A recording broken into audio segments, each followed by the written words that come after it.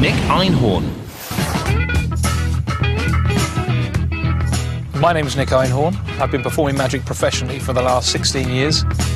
10 years ago, I was asked to write a magic book for the public. Since then, I've written a selection of books which, luckily for me, have sold over 500,000 copies all over the world. What I love about magic is that moment of wonder that you can give to people and just make them concentrate on something which hopefully is so magical that it just blows their mind. There's no specific area in which I specialise. It's kind of a jack of all trades, master of none. That's not good, is it? No. The venue we're at tonight hosts a magic night once every couple of months. I'm going to be trying out what I hope to do on the night for Penn and Teller, and this is a great opportunity for me to do it in front of a live audience. I've just come off stage and things didn't actually go as well as I'd hoped. Something pretty important went horribly wrong, actually. I was pretty sure I was going to nail this, and I didn't. And if that happens on the night, then that's it, I'm out. Fingers crossed, hoping for much better luck for him tonight. Will you please welcome Nick Einhorn?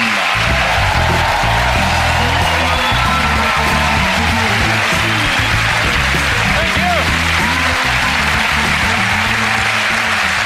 Thank you very much.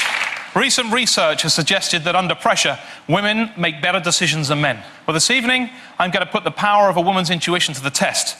I'm going to do that by choosing a woman completely at random from tonight's audience. And there's a lady just here. Hi, what's your name? Catherine. Catherine, you look random to me. Could you stand up for us? I'm going to ask you a couple of questions, and I want you to answer these questions impulsively. And if your instinct is right, then what we're about to do tonight, whilst not impossible, will be highly improbable. Okay? Now, I've combined my two loves, magic and food. And behind me, on my right-hand side, are three of my favourite dishes. Behind me here are three tables. Your first task is to decide which table to serve which dish to. So let's start off with this dish here. And would you like this served to table number 1, 2, or 3? 2. Table number 2. Excellent. Now let's go back for the next one. Would you like this at table number 1 or table number 3? 1. 1. Do you want to change your mind? No, I'm going to go 1. Still table number 1. Yeah. Excellent. All right. That leaves the final one, which has to go to table number 3. Super.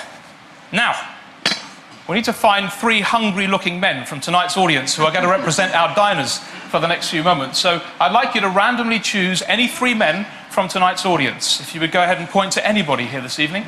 1. Hi, sir. What's your name? Jack. Jack, could you stand up where you are, please? Thank you. And somebody else? 2. Your name, sir, is? Daniel. Daniel, please stand up. That's great. And one more person. And the guy over there in the hat.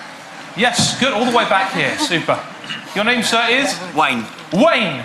Gentlemen, I'm going to ask you to join me. If you need reading glasses, please bring them with you. As you come up, we'll give you a name badge and a microphone. Everyone else will give you a huge round of applause.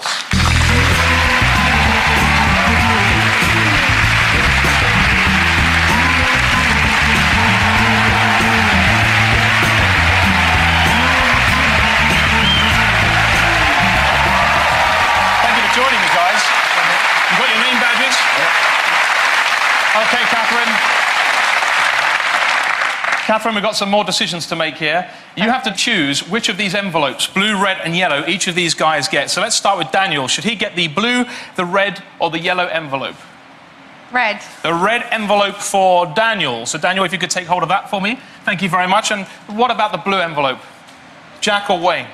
Wayne. Wayne gets the blue envelope, which Jack leaves you with the yellow envelope. Would you like to swap any of the envelopes around? Swap the yellow and the red, yeah. Bugger. OK.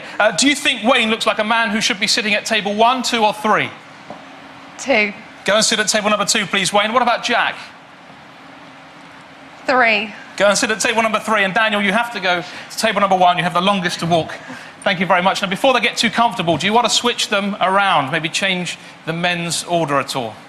No. OK, then your job is done. Now, let me just confirm a couple of things. First of all, I chose you completely at random from tonight's audience. Yes, you did. You placed those meals, those plates down on the table in any order you wanted, and you could have changed your mind. Then you chose 3 random men from tonight's audience, and then you gave them an envelope, and you could have changed the order. In fact, you did. Then you sat them down in this order, and even when I asked you to change your mind if you wanted to, you said no, you're happy with the order they're in. Yes. Your intuition led you to this point in time, and this is what it's all been about. Gentlemen, could I ask you to open your envelopes, please? Inside your envelopes, there'll be a message for each of you. I'm going to start off at table number 1 and ask you, please, Daniel, slowly and clearly to read your message. A man by the name of Daniel will be asked to sit at table number 1, where he will be served chicken tikka masala and pilau rice. Well, hang on just a moment, because from all of these people, you did pick a man called Daniel who's sitting at table number 1. Let's see if you're served in the right meal. Oh, yes.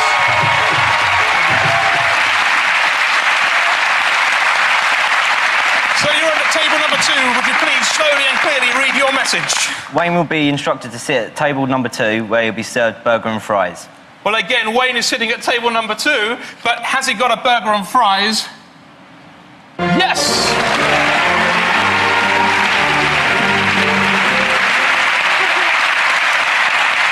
Which leaves you at table number 3. Would you please slowly and clearly read your message? Which leaves Jack sitting at table number 3, where he'll enjoy a pizza. This is Jack, this is table number 3, and this is a pizza.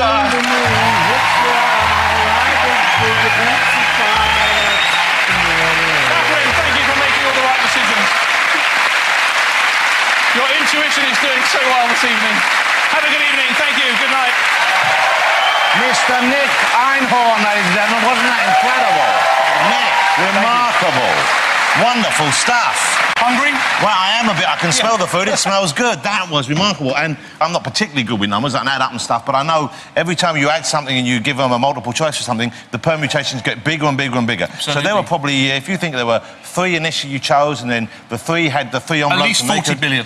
So there's dozens, if not hundreds, of permutations. That could have gone any which way. Yes, it could. Let's find out what Penn and Teller think. Look at that, Penn sort of swinging his leg, and Teller's kind of given up, I think, frankly. He's not even... OK.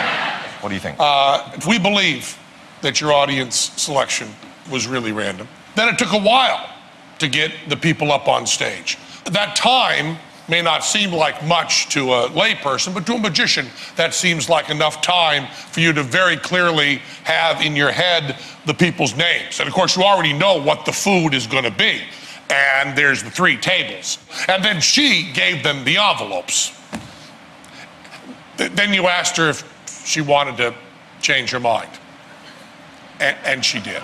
And then with things completely out of your hands, they switched the envelopes. The guys did, without you touching them. Then they walked over to the table and you gave them another chance to switch. And she didn't, but she could have.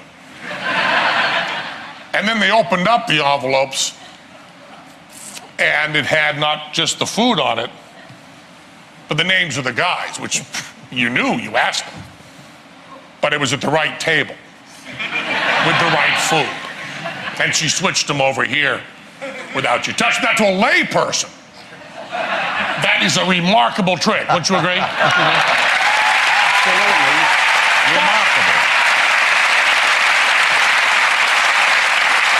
With very close to a century of combined knowledge of magic, Teller's huge magic library in Las Vegas, we are able to work together and talk back and forth with a sketch pad. And with that information, we were fooled. 100% dead fooled. Nick Einhorn, ladies and gentlemen.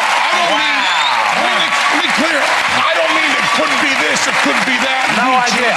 No idea. I mean, not a clue. I mean, if you put a gun to my head and said, take a guess, how did he do it?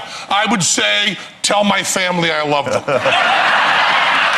can I say We'll go sit down, let you take the stage, man. Thank you so much. If you're in on it, I'm going to kill you. just a lovely piece of work. That was so beautifully done, wasn't it?